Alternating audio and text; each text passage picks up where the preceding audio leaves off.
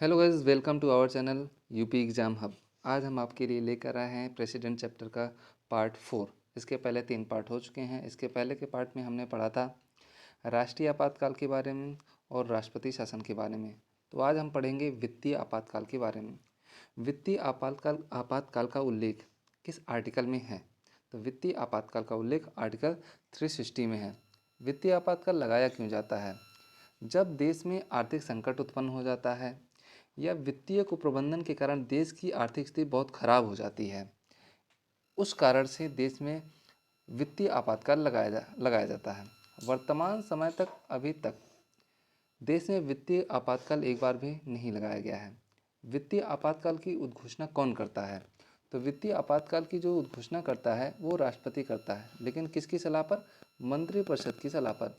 इस मंत्रिपरिषद का उल्लेख किस आर्टिकल में है? आर्टिकल 74 में। आर्टिकल 74 में ये कहा गया है कि राष्ट्रपति की सहायता के लिए एक मंत्रिपरिषद होगी और जिसकी सलाह मानना राष्ट्रपति के लिए बाध्यकारी है।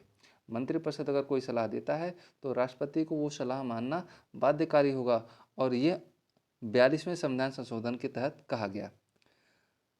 वित्तीय आपातकाल के उद्घोषणा के बाद इसको अनुमति की आवश्यकता होती है, संसद से पास कराने की आवश्यकता होती है।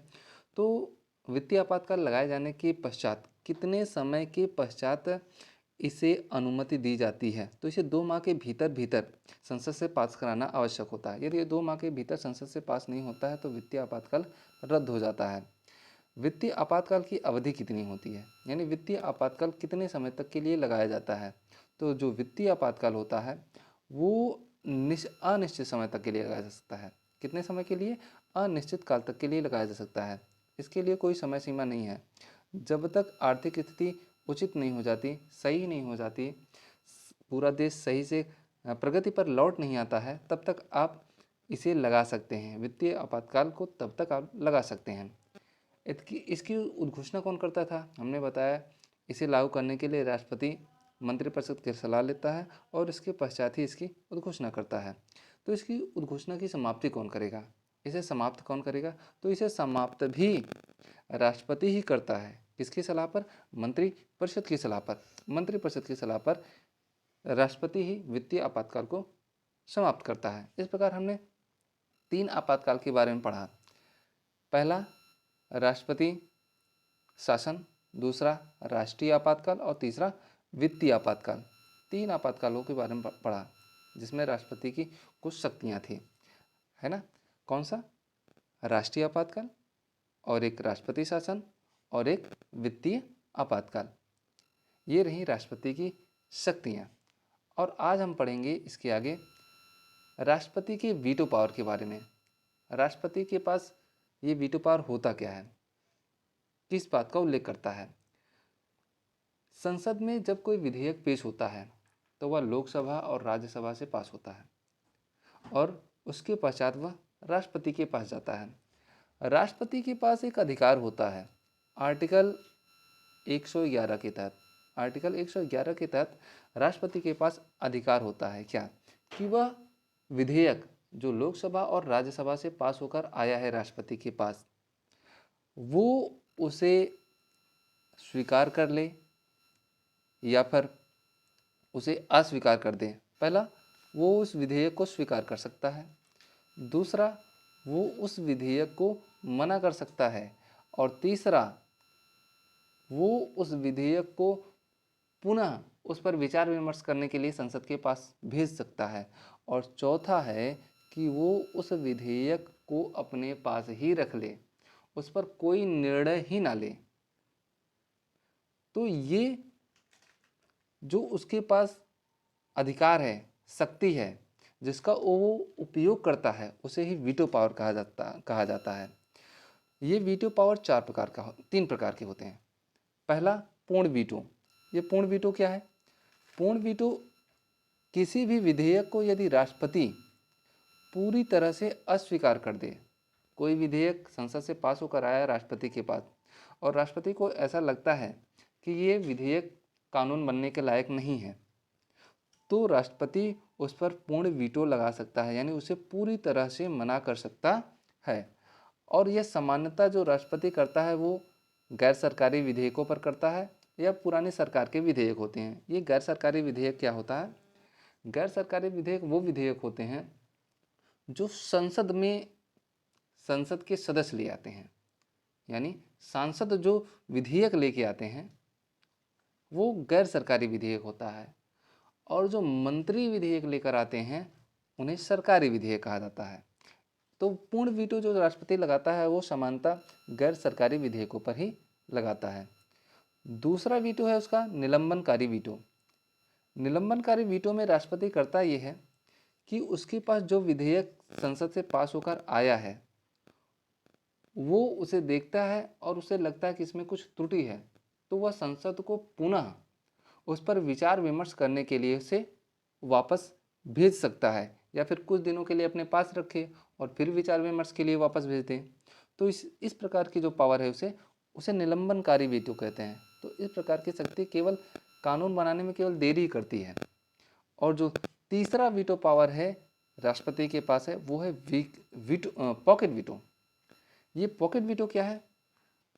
जब कोई विधेयक संसद से पास होकर राष्ट्रपति के पास आता है और ये राष्ट्रपति को लगता है कि इस विधेयक को पास करने की आवश्यकता नहीं है, यदि वह उस विधेयक को पुनर्विचार के लिए भेजता है संसद के पास और संसद उसमें कोई परिवर्तन नहीं करता और उसे पुनः भेजता है, तो राष्ट्रपति बाध्य होता है उस विधेयक को पास करने के लिए। इसलिए इस कंडीशन से बचने के लिए राष्ट्रपति पहली ही बार में उस विधेयक को अपने पास रख लेता है और ना तो उस पर कोई स्वीकृति देता है, ना ही मना करता है, ना ही पुनर्विचार के लिए उसे वापस भेजता है। वो उसे अपने पास रख लेता है और उस पर कोई निर्णय ही नहीं लेता है। तो इस प्रकार के पावर को क्या कहते हैं? उसे पॉकेट वीटो, यानी अपने पॉकेट में रख लिया है, अब वो इसका इस्तेमाल नहीं करेगा, ना तो किसी को वापस, ना तो उस पर मना करेगा, ना ही उस पर स्वीकृति देगा और ना ही पुनर्विचार के लिए उसे वापस करेगा। तो इस प्रकार की जो पावर होती है वो पॉकेट वीटो कहलाती है या जेबी वीटो कहलाती है। तो अब राष्ट्रपति के पास जो ये पॉकेट वीटो है, पूर्ण वीटो, निलंबनकारी वीटो और पॉकेट वीटो, इनका इस्तेमाल क्या वो सभी प्रकार के विधेयकों पर कर सकता है क्या? नहीं, अलग अलग विधेयकों पर वो अलग अलग वीटो का प्रयोग करता है, या संविधान में उसका उल्लेख है कि वो किस प्रकार के विधेयक पर किस प्रकार के वीटो का प्रयोग कर सकता है। जैसे धन विधेयक जो होता है, धन विधेयक पर प्रेसिडेंट को ये अधिकार होता है कि वो उस पर पूर्ण वीटो कर दे, लेकिन समानता ऐसा होता नहीं है, क्योंकि धन विधेयक को संसद में पेश करने से पहले राष्ट्रपति से अनुमति ली जाती है, उसके पश्चात ही उसे संसद में पेश किया जाता है। अगर पहले ही राष्ट्रपति से अनुमति ले ली गई है तो फिर उस पर पूर्ण वीटो लगाने का कोई मतलब नहीं निकलता है। इसलिए ऐसा समानता कम ही होता है, लेकिन राष्ट्रपति को अधिकार है कि वो धन विधेयक पर पूर्ण वीटो लगा सकता है। एक संविधान संशोधन विधेयक होता है, उस संविधान संशोधन विधेयक पर राष्ट्रपति को कोई वीटो नहीं है। मतलब कोई ऐसा विधेयक जो संविधान में संशोधन से संबंधित है वो संसद से पास होकर राष्ट्रपति के पास जाता है तो राष्ट्रपति को उसे पास करना ही करना होगा, वो उस पर किसी भी प्रकार का वीटो प्रयोग नहीं कर सकता है। और तीसरा होता है साधारण विधेयक। साधारण पर उसे 3 प्रकार के वीटो का प्रयोग करने का अधिकार होता है, चाहे तो वो मना कर दे पूर्ण वीटो, उसे अपने पास रख ले और कुछ समय पश्चात उसे पुनर्विचार के लिए वापस करे निलंबनकारी वीटो, और पॉकेट वीटो अपने जेब में रख ले, कोई निर्णय ही न ले। तो साधारण विधेयक पर उसे तीनों प्रकार का वीटो प्राप्त होता है। अब कुछ विधेयक ऐसे होते हैं जो राज्य विधानमंडल के होते हैं, यानी स्टेट के विधेयक होते हैं, उस पर भी राष्ट्रपति को कुछ अधिकार होता है। आर्टिकल 200 के तहत राज्यपाल अगर चाहे तो जो राज्य विधानमंडल का विधेयक है उसे राष्ट्रपति के लिए आरक्षित कर सकता है। यानी कोई ऐसा विधेयक है, राज्यपाल को लगता है कि इस पर राष्ट्रपति को निर्णय लेना चाहिए, तो उस विधेयक को राष्ट्रपति के लिए आरक्षित कर सकता है आर्टिकल 200 के तहत। और आर्टिकल 201 के तहत राष्ट्रपति की वीटो शक्ति उस राज्य विधानमंडल के विधेयक पर यह होती है कि वो उसे अस्वीकार कर दे या फिर उस पर पुनर्विचार के लिए वापस भेजे।